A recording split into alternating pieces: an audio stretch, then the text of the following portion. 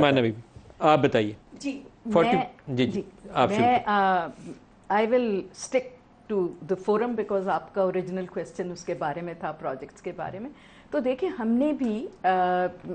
Areas को बड़ा specify किया हुआ है। 5-6 एरियाज़ हमने डिफ़ाइन किए हुए हैं कि ये एरियाज़ हैं जिसमें हम काम करना चाहते हैं, और वो एरियाज़ जो हैं वो बहुत अच्छी तरह अलाइन करते हैं जो अब high quality development of CPEC का है, जिसमें 5 और कॉरिडोर्स का जिक्र होता है, जिसमें ऑफ कोर्स सबसे पहले एग्रीकल्चर का है, आईटी का है, टेक्सटाइल का है और इंडस्ट्रियल डेवलपमेंट के हैं आईटी। जी मैंने बताया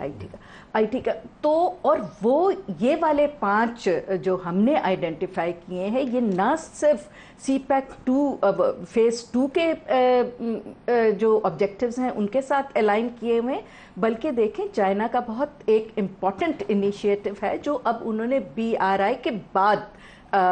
उसको वो सामने लेके आए हैं, जिसे कहते हैं ग्लोबल डेवलपमेंट इनिशिएटिव। और वो ग्लोबल डेवलपमेंट इनिशिएटिव जो है वो भी बेसिकली फेज़ 2 ऑफ BRI है कि जी आप अब प्राइवेट सेक्टर को आगे लाएं और आप इन्वेस्टमेंट्स करें ताकि जो आम आदमी है उसको एम्प्लॉयमेंट मिले, उसको आपका जो हब एक आप बनाना चाहते हैं उसका वो बने। तो हमारे जो इस फोरम के ऑब्जेक्टिव्स हैं हमने उनको GDI के साथ भी अलाइन किया है, क्योंकि देखिए सीपैक और BRI की जो एक मखसूस आपके पास फंडिंग है वो तो मौजूद है, जिसमें से 39 बिलियन आपके लग चुके हैं, 25 शायद अब प्राइवेट सेक्टर इन्वेस्टमेंट्स के लिए बाकी हैं। लेकिन GDI फोरम एक बहुत इम्पॉर्टेंट